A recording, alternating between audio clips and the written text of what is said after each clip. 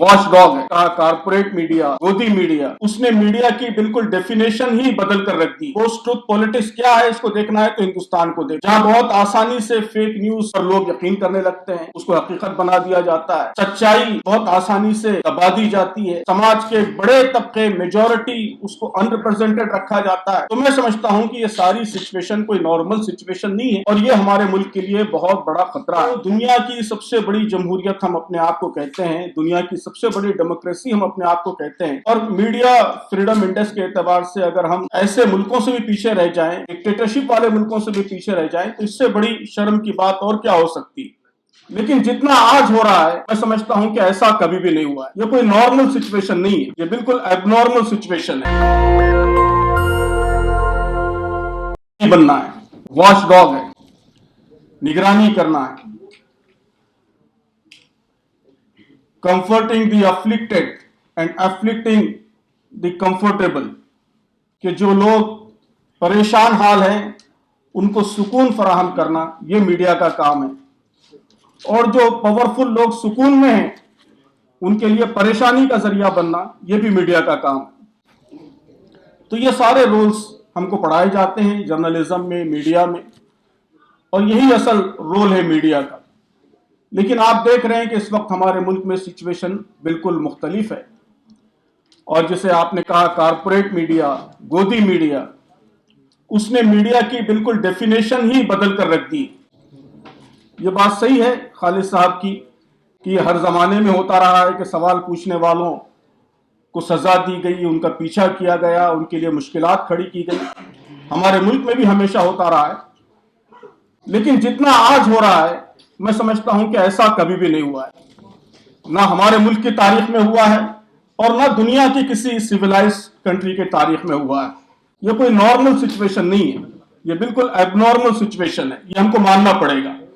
यानी नॉर्मल तरीके से हुक्मरानों की जानिब से मीडिया पर दबाव या उनको परेशान करने की कोशिश ये एक दूसरी चीज है, लेकिन इस वक्त जो कुछ हो रहा है वो बिल्कुल एबनॉर्मल है। क्या आप देखिए कि हमारे लिए बहुत बड़ी शर्म की बात है कि प्रेस फ्रीडम इंडेक्स में गुज़िश्ता 10-15 वर्षों से हम 159, 160, 161, 62 इन नंबरों पे आ रहे हैं कंटिन्यू। ये हमसे पहले जो 160 कंट्रीज हैं उनमें से कई कंट्रीज तो डिक्टेटोरियल कंट्रीज हैं, वहां डिक्टेटर्स बैठे हुए हैं, डेमोक्रेटिक कंट्रीज बहुत कम हैं। तो दुनिया की सबसे बड़ी जमहूरियत हम अपने आप को कहते हैं, दुनिया की सबसे बड़ी डेमोक्रेसी हम अपने आप को कहते हैं,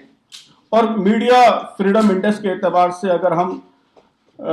ऐसे मुल्कों से भी पीछे रह जाएं, डिक्टेटरशिप वाले मुल्कों से भी पीछे रह जाएं, तो इससे बड़ी शर्म की बात और क्या हो सकती।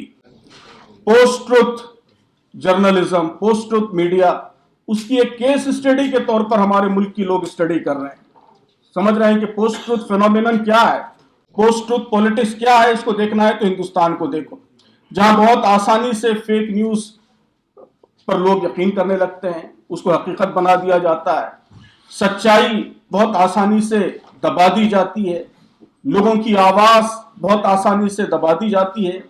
समाज के बड़े तबके मेजोरिटी उसको अनरिप्रेजेंटेड रखा जाता है।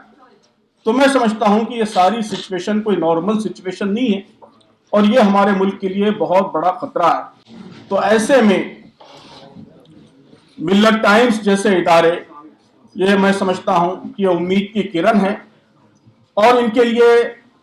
अल्टरनेटिव मीडिया के बजाय ज्यादा सही जो लफ्ज है, मेरे ख्याल में बहुत खूबसूरत लफ्ज है जो इस्तेमाल हो रहा है, वो सिटीजन्स जर्नलिज्म। क्या आम शहरी वो भी अब इम्पावर हो गया है, वो भी मीडिया का हिस्सा बन गया है, वो भी गोया अपनी आवाज बुलंद करने की ताकत हासिल कर चुका है। तो ये मैं समझता हूं कि उम्मीद की एक बहुत बड़ी किरण है, और ऐसे हालात में इस तरह के प्लेटफॉर्म्स का मजबूत होना, मुस्तहकम होना, ये हमारे मुल्क के लिए बहुत जरूरी है, और हम सब की जिम्मेदारी है कि ऐसे प्लेटफॉर्म्स को मजबूत करें, उन्हें मुस्तहकम करें। मैं समझता हूं कि मिल्लत टाइम्स की एक बहुत अच्छी कोशिश ये है कि उन्होंने मुख्तलिफ लैंग्वेजेस के जरिए दूसरी कम्युनिटीज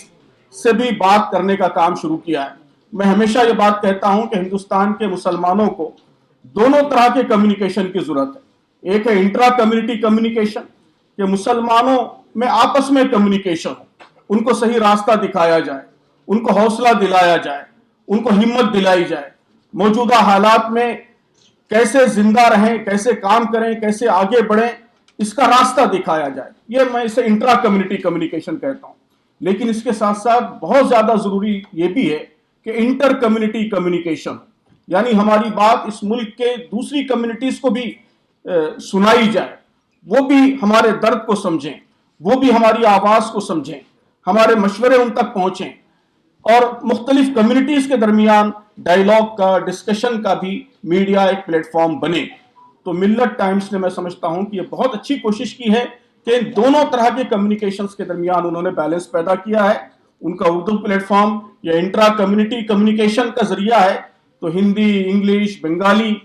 और मेरी दुआ है और ख्वाहिश है कि और लैंग्वेजेस में, मराठी में, तेलुगु में, कन्नड़ा में, गुजराती में, पंजाबी में, इनमें भी आप अपनी कोशिशों का आगाज करें। ये इंटर कम्युनिटी कम्युनिकेशन का जरिया है। इंट्रा कम्युनिटी कम्युनिकेशन में, जैसा कि आपने कहा खालिद अनवर साहब ने, मैं समझता हूं कि इस वक्त बड़ी जरूरत यह है कि मुसलमानों को हौसला दिलाया जाए, जिसे कहते हैं सोल्यूशन जर्नलिज्म,